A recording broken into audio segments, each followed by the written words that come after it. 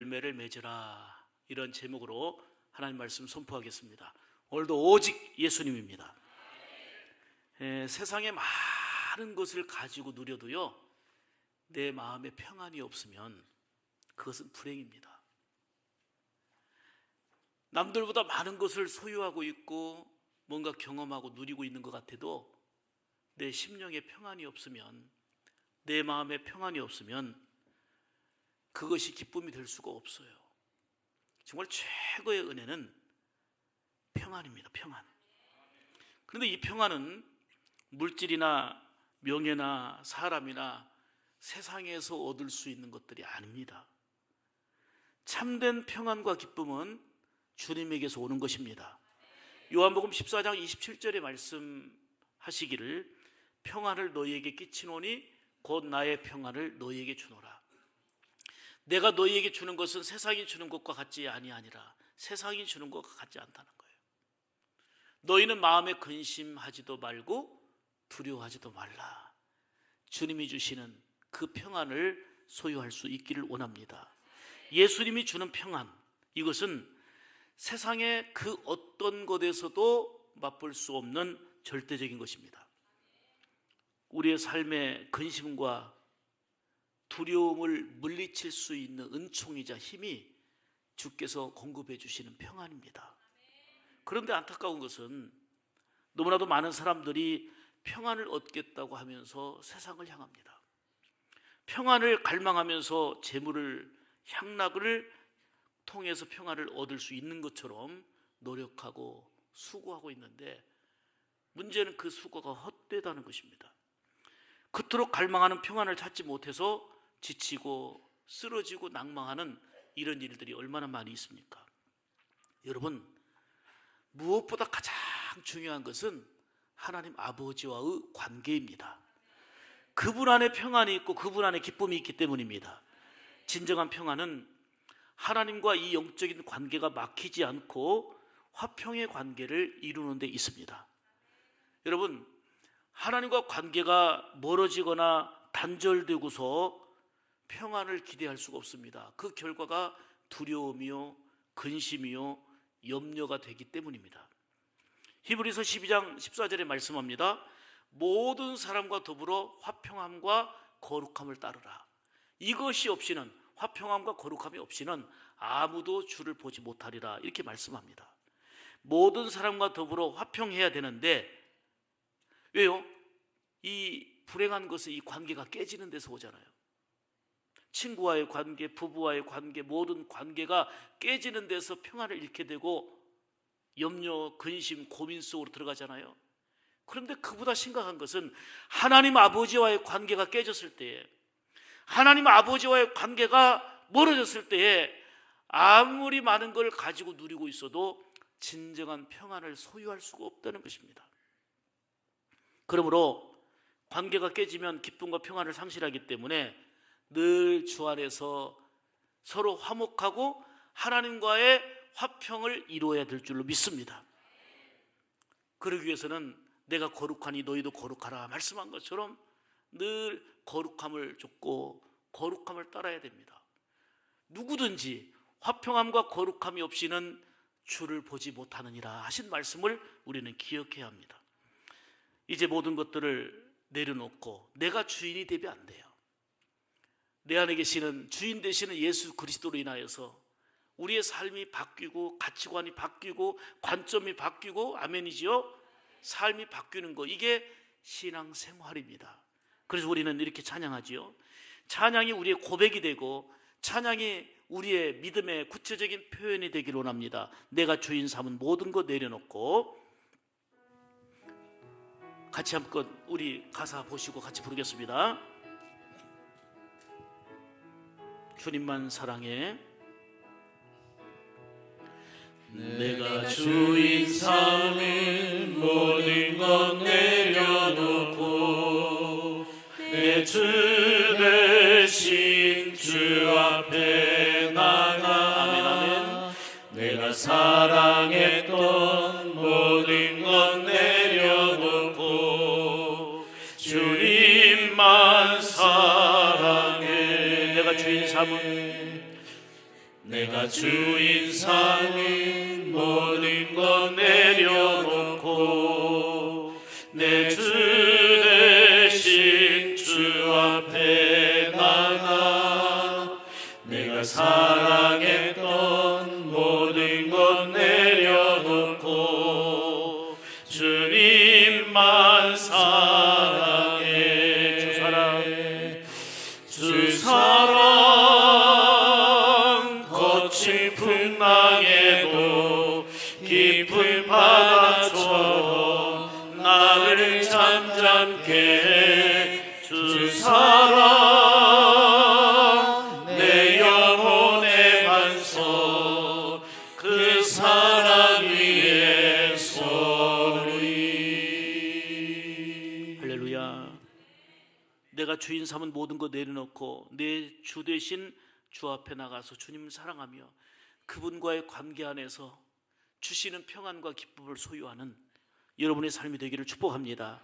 오늘 본문은 세상에서 근심과 걱정되는 일이 많이 있지만 주님 앞에서 참된 평안과 기쁨을 얻게 된다고 하는 그런 말씀입니다. 주님 안에서 참된 평안을 누리면서 기쁨의 열매, 즉 희락의 열매를 맺어야 될 것을 말씀하고 있는 내용입니다. 여러분, 기쁨의 열매는 기쁨, 희락이 성령의 열매잖아요. 성령이 임할 때에 열매를 맺게 됩니다. 그 중에 하나가 바로 희락인데, 희자는 기쁠 희자예요. 락은 즐거울 락이에요. 기쁘고 즐겁다, 그 얘기예요. 성령 안에 있으면 열매 맺는데 그 특징 중에 하나가 기쁘고 즐거운 거예요.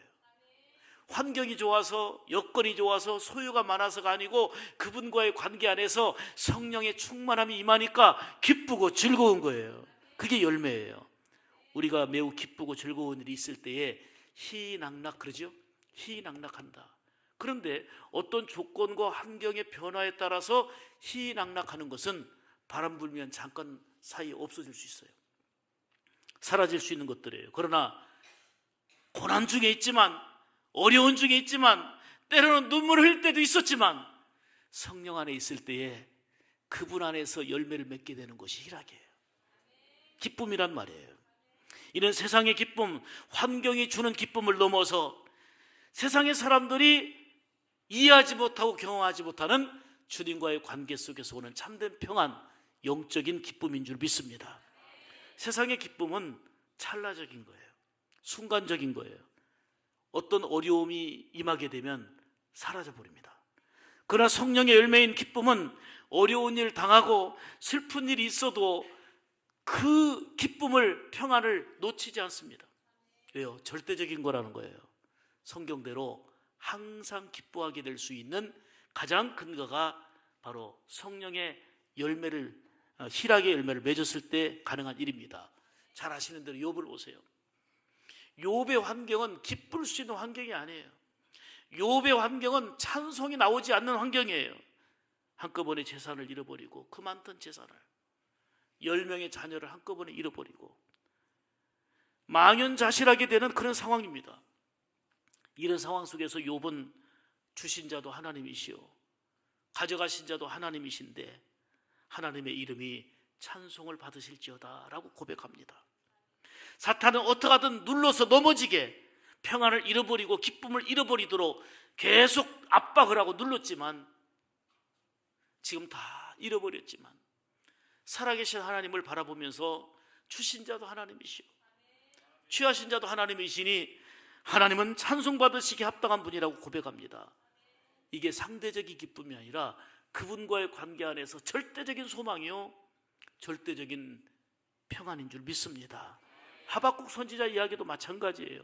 나라가 망하고요, 그리고 큰 환난을 직면했습니다. 환난 가운데 있었지만 그의 고백을 보세요. 비록 무화과나무가 무성치 못하며 포도나무에 열매가 없으며 감람나무에 소출이 없으며 밭에 식물이 없으며 우리의 양이 없으며 요양간에 소가 없을지라도, 없는데 뭐가 기뻐요? 없는데 뭐가 좋아요? 이것도 없고 저것도 없고 없을지라도 나는 여호와로 인하여 즐거워하며 나의 구원의 하나님으로 인하여 기뻐하리로다. 하박국에 대해서 우리가 이해하고 분석하고 연구해서 하는 게 아니라 하박국의 그 고백, 하박국의 신앙이 하나님 아버지와의 관계 안에서 나의 고백이 되고 나의 신앙이 될 때에 다양한 환경 속에서 그것을 뚫고 이겨나갈 수 있는 희락의 열매, 기쁨의 열매를 맺고 살아가는 하나님의 사람들이 되는 줄 믿습니다. 바울도 마찬가지예요. 전도하다가 복음 전하다가 수많은 핍박과 어려움과 곤고함을 겪었습니다. 그럼에도 불구하고 기쁜 찬송을 잃지 않았습니다. 항상 기뻐하라, 쉬지 말고 기도하라, 범사에 감사하라, 이는 그리스도 예수 안에서 너희를 향하신 하나님의 뜻이라고 고백하잖아요. 항상 기뻐하는 것이 하나님의 뜻이라는 거예요. 그가 로마 감옥에 갇혀 있을 때도 주 안에서 항상 기뻐하라, 내가 다시 말하노니 기뻐하라, 이렇게 외쳤습니다. 아니, 감옥 안에 있으면서, 묶여 있으면서 뭐가 기쁩니까?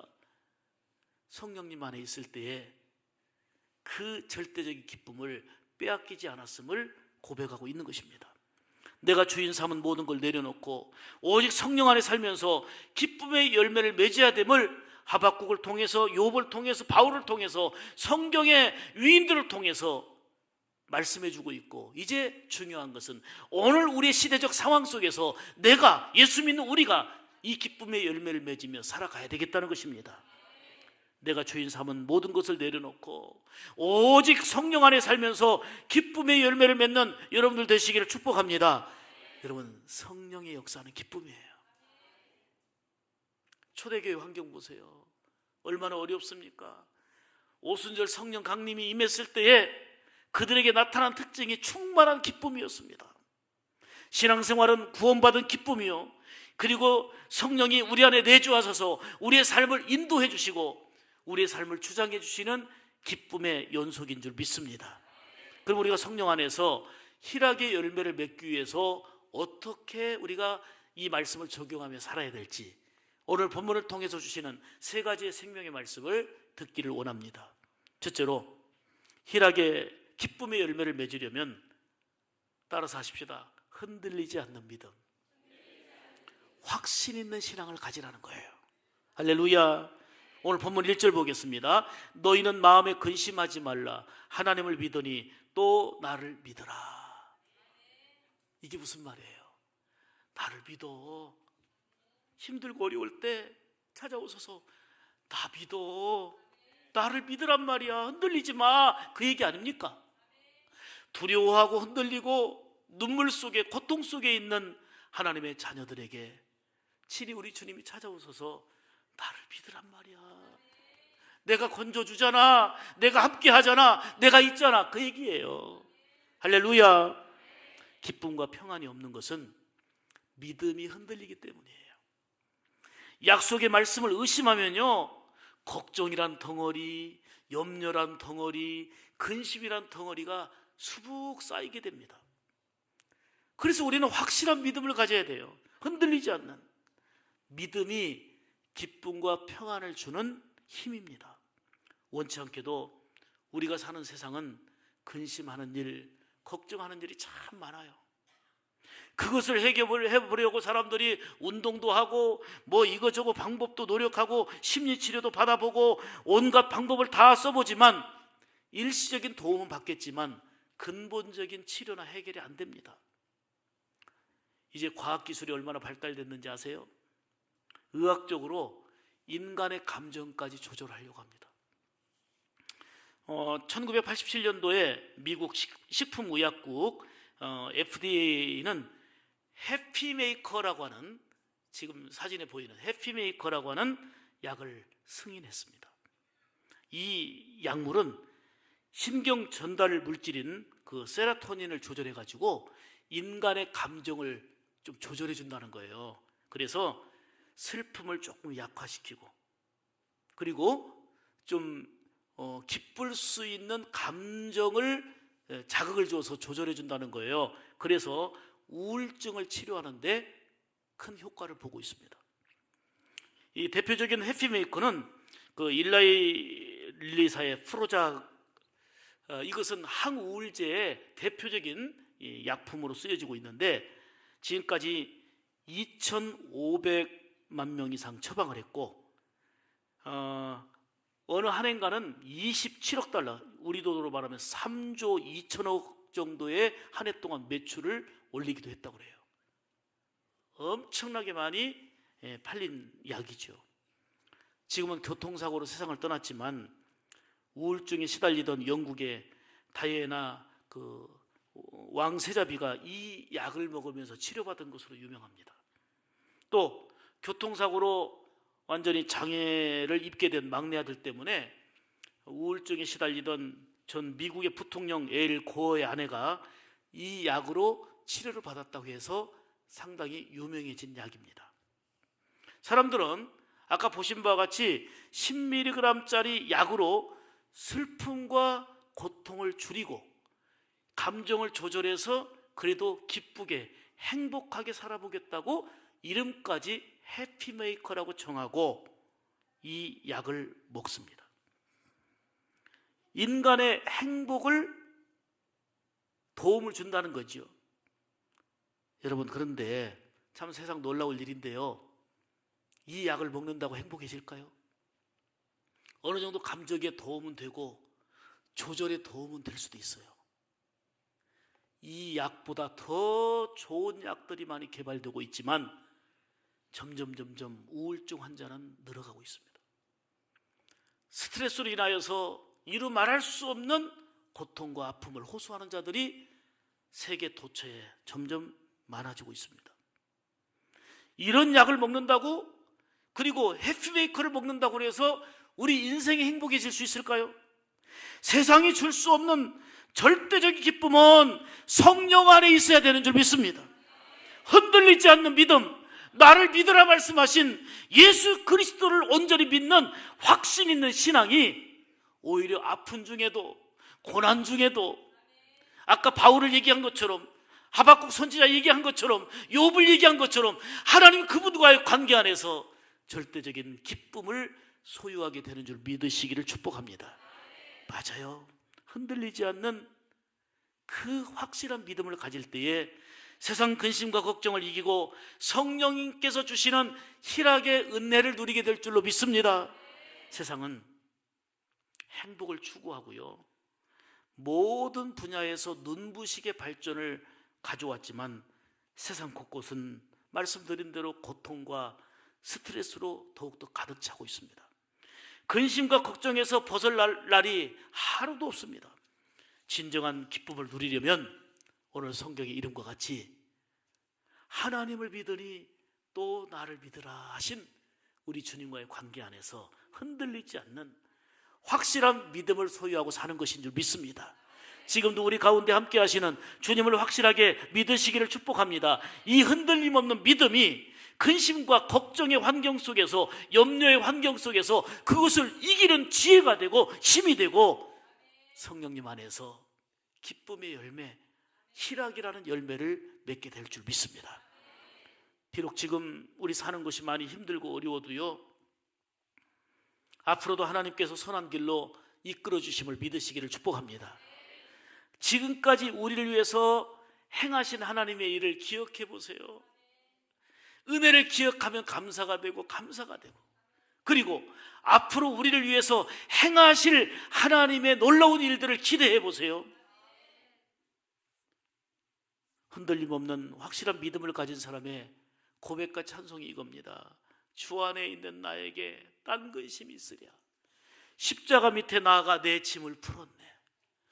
이게 우리의 노래 가사고, 찬양 가사로 끝나지 말고 나의 믿음의 고백이 되고 나의 삶이 되어야 될 줄로 믿습니다. 여러분, 의심의 특징은 마음이 분열된다는 거예요. 의심은 마음을 갈라지게 합니다. 그러니까 평안을 잃게 되고 기쁨을 잃게 되는 거예요. 남편을 의심해 보세요. 무슨 평안이 있고 기쁨이 있겠어요? 아내를 의심하는 관계가 되는데 무슨 평안이 있고 기쁨이 있겠습니까? 의심은 갈라지게 하는 거예요. 평안을 상실하게 하는 거예요. 서로의 관계 안에서도 믿어주고 흔들림 없는 확신 있는 신뢰가 평안이 되고 기쁨이 되는데, 하나님 아버지와의 관계 안에서 하나님을 믿으니 또 나를 믿으라 하신 주님과의 관계 안에서 확실한 믿음은 염려의 환경, 근심의 환경, 걱정스러운 환경 속에서도 내가 주는 평안은 세상이 주는 것과 같지 아니하다, 나의 평안을 너에게 주노라 하시는 그 은혜 안에서 희락의 기쁨, 열매를 맺게 될 줄로 믿습니다. 여러분, 믿을 때 평안한 거예요. 흔들림 없는 확실한 믿음이 있을 때 평안한 거예요. 기쁨이 가득한 거예요. 성령 안에서 흔들리지 않는 확실한 믿음으로 수많은 세상의 근심과 걱정을 이기고 희락의 열매를 맺어 살아가는 여러분들 되시기를 주님의 이름으로 축복합니다. 두 번째로, 우리가 희락의 열매를 맺으려면 하나님과 바른 관계를 이루어야 합니다. 바로 믿어서 바른 관계를 맺는 신앙, 이게 필요하다는 얘기예요. 다시 1절을 봅니다. 너희는 마음에 근심하지 말라. 하나님을 믿으니 또 나를 믿어라. 믿음으로 하나님과의 바른 관계를 형성하라는 것입니다. 사람들이 걱정과 근심에 노출되어서 사는 것은 지금 힘든 어떤 외부적인 요인이 아니에요. 지금 우리가 직면하고 있는 외적인 사건이나 그 환경이 우리에게 물론 부분적인 요인이 되지만 그것 때문에 근심과 걱정 속에 살아가는 근본적인 요인은 아니에요. 그보다 더 심한 힘든 환경 속에서도 하나님 아버지와의 믿음의 관계가 바로 되어 있을 때는 얼마든지 이겨나가기 때문이에요. 관건은 하나님과의 관계 단절이에요. 하나님과의 관계가 잘못되어 있기 때문에 그래요. 하나님과의 관계를 깨트리는 게 뭡니까? 그게 죄예요, 죄. 불순종이에요. 죄예요, 죄. 이 죄를 짓는 사람이 평안할 수 있을까요? 죄를 짓는 사람이 기쁠 수 있을까요? 죄인에게 찾아오는 특징이 불안, 염려, 근심이에요. 더더욱 남들은 다 모르지만 하나님 그분을 아시고 보시는데 그분 앞에서 죄는 이루 말할 수 없는 불안과 염려가 되고요. 언제 들통날까? 언제 드러날까? 항상 불안할 수밖에 없습니다. 죄는 하나님과의 관계를 깨트리는 요소예요. 불순종은 하나님과의 관계를 단절시키는 요소이기 때문에 그것이 마음의 평안을 잃고 불안과 초조하게 만드는 근본적인 요인이다 하는 말이에요. 그래서 이사야 선지자는 외칩니다. 이사야 57장 21절에 악인에게는 평강이 없다 그랬어요. 하나님 없는 자에게 평강이란 없다는 거예요. 베드로 사도도 이렇게 외치지요. 사도행전 3장 19절에 너희가 회개하고 돌이켜 너희 죄 없이 함을 받으라. 이같이 하면 유쾌하게 되는 날이 주 앞으로부터 이를 것이요. 죄를 청산하는 회개, 이게 하나님과의 관계 회복이라는 거예요. 죄를 청산하는 진정한 회개를 통해서 하나님 아버지와의 관계를 바로 맺을 때에 여기에 불안, 걱정, 염려, 근심은 사라지고 우리에게 주시는 위로와 유쾌한 은혜, 기쁨의 은혜가 있다는 것입니다. 할렐루야. 지난날 지은 죄를 하나님 앞에서 철저하게 회개해야 합니다. 회개할 때 하나님과의 관계를 바로 맺게 되며 마음의 평강과 기쁨이 더해지게 되는 것입니다. 바울이 사울이던 시절에 예수 믿는 사람을 쫓아다니며 핍박하고 죽이기까지 했습니다. 수많은 죄를 지었습니다. 율법에 열정이 있었지만 그 마음에는 평강도 없고 기쁨도 없었습니다. 진정한 소망도 없었잖아요. 그런데 부활하신 예수님을 만나고 철저하게 회개하고 하나님 아버지와의 관계가 바로 되어졌을 때는 오히려 감옥에서도 매를 맞으면서도 억울하고 힘든 환경 속에서도 항상 기뻐하라, 그리고 주 안에서 다시 말하는 기뻐하라 외치고 있는 거 아닙니까? 바로 환경이 아니라 하나님 아버지와의 관계, 여기에서 진정한 희락, 기쁨의 열매가 주어진다는 사실입니다. 다윗이 최고로 하나님을 찬양하고 감사를 많이 했던 사람이잖아요. 그런데 보세요, 다윗이 기쁨과 감사로 가득했던 것은 다윗이 남의 아내 밧세바를 범하고 충신인 우리아까지 죽인 죄를 선지자의 지적을 통해서 깨닫고 가슴을 치며 회개하고 침상을 적시며 눈물로 회개했을 때에 회개를 통해서 하나님과의 관계가 바로 되었기 때문에 그는 찬양과 감사로 넘친 기쁨의 열매가 있는 삶이 된 거예요. 회개는 하나님과의 바른 관계로 이어지게 하는 통로, 그게 회개예요. 하나님은 눈물로 회개하는 다윗을 긍휼히 여기셨고 나중에는 어떻게까지 말씀합니까? 이는 내 마음에 합한 자라고 말씀하잖아요. 죄가 없어서 완벽해서 아니에요. 진정한 회개를 통해서 하나님 아버지와의 바른 관계를 이루게 될 때에 이 안에 주어지는 선물이 기쁨이요 평안인 줄 믿습니다. 사랑하는 여러분, 열심히 뭔가 노력하고 힘쓰고 애쓰는데도 마음에 뭔가 평안이 없습니까? 내 안에는 기쁨이 없습니까? 하나님 아버지와의 관계를 한번 생각해 보세요. 하나님과의 관계 속에서 뭔가 맥힌 것이 없는지를 한번 돌이켜 보시기를 바랍니다.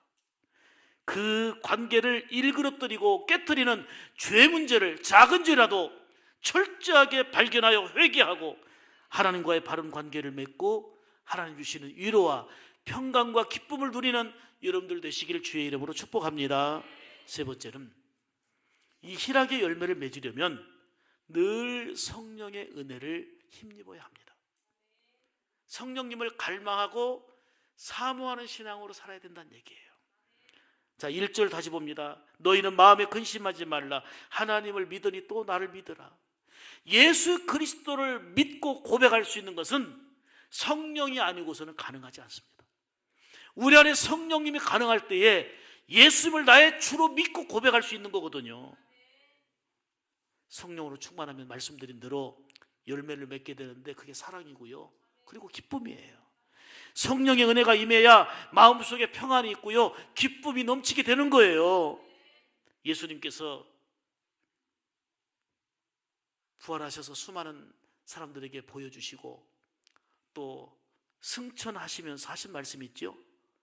제자들에게 아버지께서 약속하신 성령을 받으라. 아버지께서 약속하신 성령님을 사모하고 기다리고 그 성령님과 함께 살아라, 그 얘기예요. 제자들과 성도들은 예루살렘에 모여서 성령님을 충만히 사모하다가 성령 충만함을 받았어요. 가난했던 그들, 힘들었던 그들, 압제와 억울함 속에 시달렸던 그들이 성령님을 갈망하고 사모하는 가운데 오순절 성령 강림이 충만하게 임했을 때에 기쁨으로 충만했습니다. 그 심령 안에 평강이 넘쳤던 거예요. 환경이 달라진 거 아니에요. 주변 사람이 달라진 게 아니에요. 내가 성령으로 충만해지니까 기쁨이 넘친 거예요. 평강이 임한 거예요. 할렐루야. 예수 믿고 구원받고 성령 안에 살아가는 여러분들은 기쁨, 즉 희락의 열매를 맺어 살아갈 수 있기를 바랍니다. 항상 기뻐하라 하신 말씀처럼 하나님은 우리가 기쁘게 사는 걸 원하세요. 우리가 기쁘고 즐겁게 사는 것을 하나님은 원하신단 말이에요. 성령 안에서 기뻐하면 기쁜 일들이 더욱 많이 발생합니다. 기뻐하면. 의사이자 웃음 치료사로도 유명한 노먼 카슨이라고 하는 이분이 계시죠. 사진에 보여지고 있습니다. 한 번은 강직성 척추염 환자가 찾아왔습니다. 여러 방법을 동원했지만 호전이 되지 않는 거예요. 낫질 않아요. 이때 노먼 커슨은 이 환자에게 웃음 치료법을 사용해서 처방합니다. 어떻게 처방하냐면 집에 가서 그냥 미친 사람처럼 하하 큰 소리로 웃으라는 거예요. 큰 소리로 웃으라는 거예요. 실컷 웃으라는 거예요. 이게 의사의 처방이었어요. 환자는 의사의 말대로 몇 주 동안 집에 가서 계속 큰 소리로 웃기만 했어요. 웃었어요. 그런데 기적이 일어났습니다. 그리고 온갖 방법을 다 동원해도 낫지 않던 그 병을 고침받게 된 거예요. 노먼 커슨은 이때부터 이 웃음에 대한 본격적인 치료법을 연구하기 시작했습니다. 그것이 바로 웃음 치료법이고, 그 결과 웃으면 여러분들이 잘 아시는 엔돌핀이 형성된다는 것과 뭘 발견했냐면, 의사로서 암세포는 웃음을 가장 싫어한다는 거. 웃음을 가장 싫어하는 게 암세포래요. 그러니까 웃으면 암세포는 도망가게 돼 있는데, 근심, 염려, 걱정은 암세포가 서식하게 되는 거고, 기쁘고 즐거우면 암세포는 죽는 거예요. 아멘도 안 하네요. 알아서 사세요. 그러므로 웃는 사람은 암에 안 걸리고요. 그러니까 정신질환자에게는 암이 없다고 그러잖아요. 실실실 웃고 다니는 사람들에게는 암이 없다고 그래요. 근데 그렇게 웃지 말고 정상으로 웃으세요. 비 오는 날 우산도 안 쓰고 돌아다니면서 웃지 말고 그냥 기뻐하라 할 때 기뻐하고, 주 안에서 기뻐하시기를 축복합니다. 웃으면 치료돼요. 제가 지금 늘 강조하는 게 뭐예요? 은혜가 임하면 기쁨이 있잖아요. 그래서 은혜 안에서 웃고, 아니면 일부러라도 웃으라 해갖고 그 유머 다 쓰면 썰렁하네요 하고 뒤에 가서만 웃지 말고 그냥 앞에서 웃어주라고요. 웃어주는 게 인격이요. 그냥 웃어. 어떤 분들은 조금 그래. 썰렁하네요. 썰렁하게 뭐 썰렁해. 마음이 썰렁해서 그렇지. 웃어. 할렐루야. 제가 더 구체적인 얘기 드릴게요. 웃을 일이 있어야 웃는 게 아니고, 웃어야 웃을 일이 생기는 거예요. 아멘을 조금 크게 하셔야 되는데 여기서 중단하고 싶네. 웃으면 뇌도 좋아진대요. 별로 안 좋아요? 치매 걸릴 확률이 거의 없대요. 우리 이정복 전사님 치매 절대 안 걸려요. 근데 크게 한번 웃으면 이틀을 더 산답니다. 안 살고 싶은가 봐요, 표정들이. 그리고 큰 소리로 웃으면 그냥 땀 흘리면서 5분 운동한 효과가 있다고 그래요. 부모는 자녀들이 기쁘고 즐겁게 사는 것을 소망하시거든요. 그런데 이처럼 하나님은 자녀된 우리가 근심과 걱정의 암덩어리에 놓여 사는 게 아니라 기쁘고 즐겁게 사는 것을 원하시는 게 우리 하나님 아버지예요. 기쁨과 희락의 열매를 맺기 위해서는, 그래서 하나님 아버지와의 바른 관계를 맺고 어떤 상황 속에서도 흔들림 없는 믿음을 가지고 늘 성령 안에 살아야 될 줄 믿습니다. 시편 37편 4절에 보면은 여호와를 기뻐하라, 저가 내 마음의 소원을 이루어 주시리로다. 하나님을 기뻐하십시오. 놀라운 기쁨이 임할 것입니다. 하나님께서 마음의 소원을 이루어 주시기 까닭입니다. 그런데 우리의 기쁨과 평안을 갉아먹는 요소가 있어요.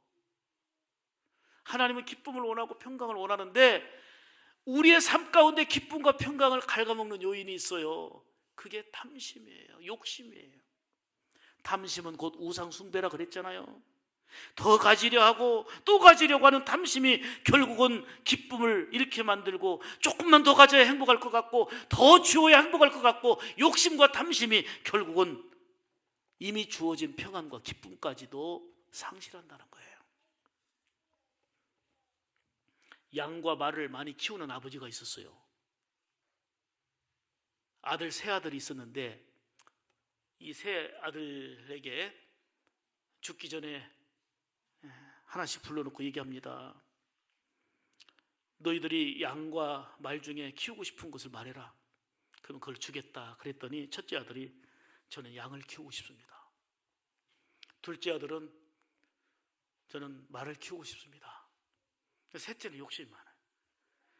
저는 양도 말도 다 키우고 싶습니다. 다 주십시오. 그래서 아버지는 양을 키우고 싶다는 첫째 아들에게 양을 줬습니다. 둘째 아들에게 말을 키우고 싶다고 해서 말을 줬습니다. 셋째 아들은 둘 다 키우고 싶다고 그랬잖아요. 양하고 말하고. 그래서 신고 있던 양말을 벗어서 주었습니다. 이는 욕심 부리면 모든 것을 다 잃게 된다는 유머를 통한 교훈입니다. 하나님은 우리의 아버지가 되십니다. 우리의 모든 사정을 너무나도 잘 아십니다. 우리가 잘 되기를 원하시고 근심과 염려에서 벗어나 평강과 기쁨의 삶을 누리기를 원하시는 게 우리 하나님 아버지십니다. 그러므로 우리는 하나님을 향하여 나갈 때에 걸림돌이 되는 죄를 버리고 욕심을 버리고 철저하게 회개하여 하나님 아버지와의 관계를 바로 맺으며, 때로는 어렵고 힘든 일이 있다 할지라도 하나님을 믿으니 또 나를 믿으라 말씀하시는 예수 그리스도의 말씀을 붙들고, 나 있잖아, 나 믿어 하시는 주님의 말씀 붙들고 흔들림 없는 믿음, 확신 있는 믿음으로 살아가시기를 축복합니다. 그리고 늘 성령 안에 사는 가운데 여러분의 삶 가운데 하나님이 원하시는 기쁨의 열매, 희락의 열매를 맺어 살아가는 그리스도인다운 삶이 바로 여러분의 삶 가운데 열매로 드러나기를 주님의 이름으로 축복합니다. 축복합니다. 기도하겠습니다. 은혜로우신 하나님,